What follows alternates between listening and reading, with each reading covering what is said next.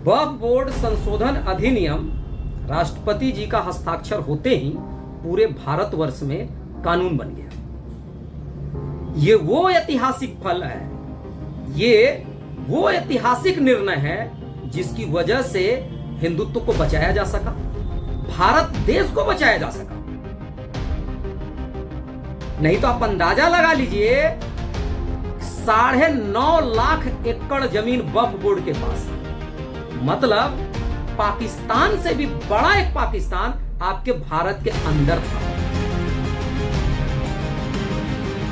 ये वही वक्फ बोर्ड था जो देश में दो कानून चला रहा था। एक वो कानून जिसे हम और आप मानते हैं, बाबा साहेब भीमराव अम्बेडकर का लिखा हुआ संविधान जिसे सुप्रीम कोर्ट चलाता है। एक वो कानून जिससे देश चल रहा है, और दूसरा ये वक्फ बोर्ड जो किसी की भी संपत्ति पे हमला बोल दे, किसी का भी जमीन हड़प ले, किसी का घर हड़प ले, कोई रोकने वाला नहीं था, कोई इनसे पूछने वाला नहीं था। सुप्रीम कोर्ट को, उच्च न्यायालय को इतना भी अधिकार नहीं था कि वक्फ बोर्ड से पूछ सके कि भाई साहब, आपने ये फलाने की जमीन जो हड़प ली, फलाने की जमीन पे जो अपना बोर्ड गाड़ दिया, इसके पेपर कहां हैं, किस तथ्य के आधार पे, किस कागजात के आधार पे, इतना भी सुप्रीम कोर्ट को पूछने का अधिकार नहीं था। और यदि कभी कभार सुप्रीम कोर्ट में बैठे जजों में से किसी ने देशभक्ति दिखाते हुए, राष्ट्रभक्ति दिखाते हुए, न्यायपालिका का अधिकार दिखाते हुए वक्फ बोर्ड से अगर पूछ भी दिया, तो उस जज के खिलाफ फतवे जारी होते थे। उस जज के सर तन से जुदा करने के नारे लगते थे।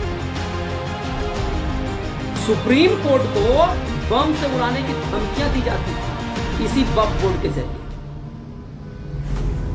आज जब कोई राष्ट्रप्रिय, देशभक्त, न्यायप्रिय राजा गद्दी पे बैठा और वक्फ बोर्ड के सारे अधिकारों को निरस्त कर दिया, तो यही वक्फ बोर्ड उसी न्यायालय, उसी सुप्रीम कोर्ट में गुहार लगाने पहुंच गया कि भैया बचाइए, अब हमको, हमारा अधिकार छीना जा रहा है। जिस सुप्रीम कोर्ट को ये बम से उड़ाने की धमकियां देते थे, जिस सुप्रीम कोर्ट में बैठे हुए जजों को सर तन से जुदा करने के नारे लगाते थे, जिस सुप्रीम कोर्ट में बैठे हुए जजों के खिलाफ फतवे जारी करता था ये वक्फ बोर्ड, वही वक्फ बोर्ड के कमीने हरामजादे लोग आज वक्फ बोर्ड सुप्रीम कोर्ट में चले गए हैं न्याय मांगने कि हमें न्याय चाहिए। मोदी जी ने हमारा अधिकार छीन लिया, भाजपा वालों ने हमें बेकार कर दिया, भाजपा वाले हमारी संपत्ति हड़पना चाहते हैं। भाई, कौन सी संपत्ति, कौन सी जमीन, कहां से लेके आए थे तुम? तुम्हारे बाप दादा मुगल साले हमारे देश में भीख मांगने आए थे, कहां से लाए वो जमीन? ये पूछने का अधिकार सुप्रीम कोर्ट को नहीं था। आज उसी सुप्रीम कोर्ट के पास में वो न्याय मांगने चले गए।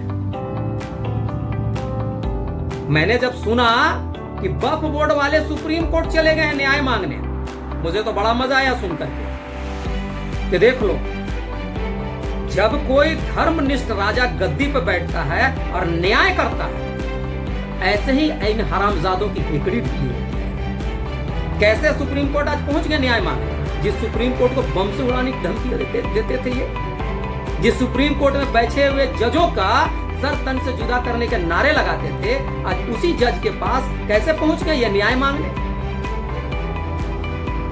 और सुप्रीम कोर्ट में बैठे हुए जजों से भी मेरा निवेदन है कि अगर आप में जरा भी राष्ट्रभक्ति है, अगर जरा भी आपके अंदर हिंदुत्व है, अगर जो थोड़ा सा भी आपके अंदर गैरत बचा होगा, तो इन कमीनों का न्याय बहुत अच्छी तरह से करिएगा। इन लोगों ने जो याचिका डाली है ना वक्फ बोर्ड संशोधन अधिनियम के खिलाफ, उसका न्याय बहुत अच्छे तरीके से करिएगा। इतने अच्छे तरीके से करिएगा कि इनके बाप दादा बाबर और औरंगजेब जो कब्र के अंदर जिसको हम लोगों ने गाड़ दिया है, उनकी कब्र के अंदर से ऊंट और आग की आवाजें निकले। याद रखिएगा, आप सभी माननीय जजों से, माननीय न्यायाधीशों से मेरा यह निवेदन है कि जिन जजों के खिलाफ ये फतवे जारी करते थे, सर तन से जुदा होने के नारे लगाते थे, आज उसी जज के पास ये न्याय मांगने गए। बहुत अच्छी तरह से इनका न्याय करिएगा, बहुत अच्छी तरह से इनके केस की सुनवाई करिएगा। ऐसी सुनवाई करिएगा, इनके मरे हुए बाप दादा जिनको हम लोगों ने जमीन के अंदर गाड़ दिया है, वहां से भी उनकी ऊं और आंख कराहने की आवाजें निकले। जय श्री राम।